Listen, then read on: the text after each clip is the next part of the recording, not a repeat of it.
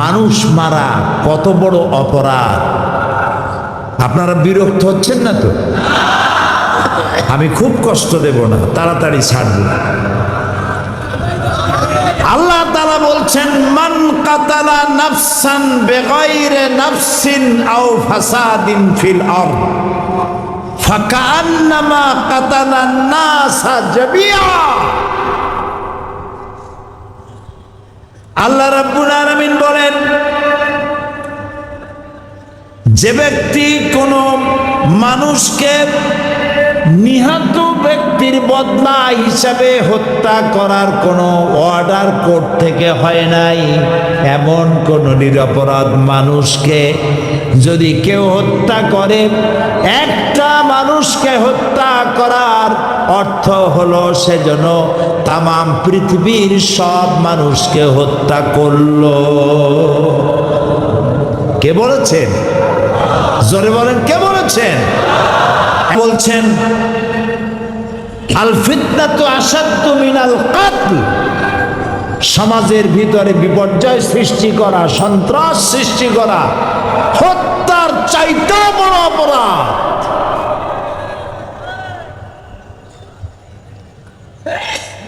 আমি আসতেছি আপনাদের কাছে, কারা এই কাজটা করছে চিনতে হবে না? চিনতে হবে না? চিনতে হবে, সতর্ক হতে হবে।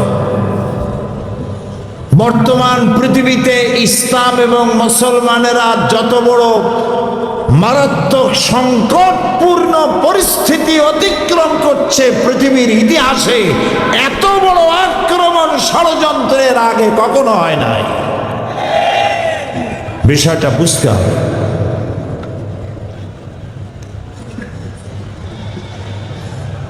ইসলামী আইন প্রতিষ্ঠার জন্য দেখেন আল্লাহর বিধানটা কি। নবী করিম সাল্লাল্লাহু আলাইহি ওয়াসাল্লাম এই কাজ করেন নাই, কেউ করেন নাই। আল্লাহর আইনটা কি? আচ্ছা, আল্লাহর আইন চাইতে সেজন্য মানুষ মারো কেন? আল্লাহর আইন কি? আল্লাহর আইন হলো নামাজ পড়ো, রোজা রাখো, হজ করো, যাকাত দাও, চুরি করো না, ডাকাতি করো না, মানুষ হত্যা করো না, ঘুষ খাইও না, সুদ খাইও না, জেনা করো না, মদ খাইও না। এই তো আল্লাহর আইন। বলেন এগুলি কি? বলেন না কেন? আল্লাহর আইন প্রতিষ্ঠার জন্য বোমা মারতে তোমার কইছে কেনা? কোত্থেকে আসছো তুমি বোমা মারতে? আল্লাহ তাআলা বলেছেন, লা ইকরাহা ফিদ্দীন, দ্বীনের মধ্যে কোনো বাড়াবাড়ি নাই। আরে জজ মারছো কেন? কয় আল্লাহর আইনছে।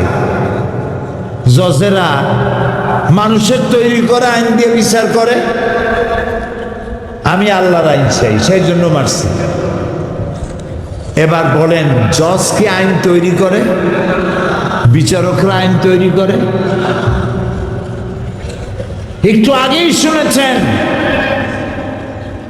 আমার প্রিয় ভাই শাহরুল কুদ্দুস সাহেবের কাছে,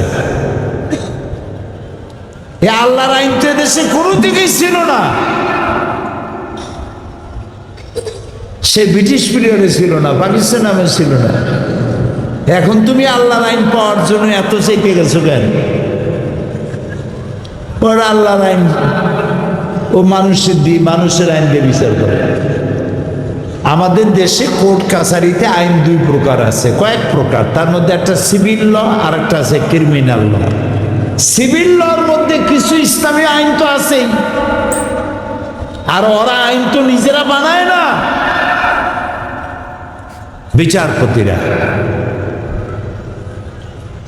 জিজ্ঞেস করলো, তুমি যদি এখন মরো, কয় যে আমি শহীদ হয়ে যাব। আরে বেটা, তুই শহীদ হবি, তুই তো দোজখে যাবি।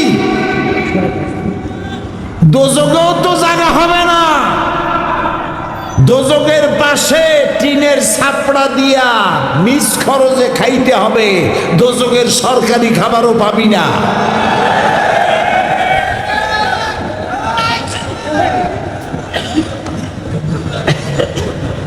আহারে, আল্লাহ রাব্বুল আলামিনের নবী বলছেন, আউয়ালু মা ইয়াকদা বাইনান নাস ইয়াউমাল কিয়ামতি ফিদ দিমা, কিয়ামতের দিন সর্বপ্রথম আল্লাহ তাআলা রক্তের বিচার করবেন, খুনের বিচার করবেন। আর মামু জামাত কর্তৃক প্রতিষ্ঠিত একটা মসজিদ, ইয়া আইয়ুহাল্লাযীনা আমানু সাল্লু আলাইহি ওয়া সাল্লিমু তাসলিমা। আল্লাহুম্মা সাল্লি আলা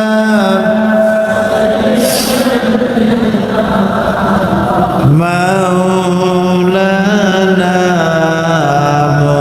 মুহাম্মদ ওয়া আলা আলি সাইয়্যিদিনা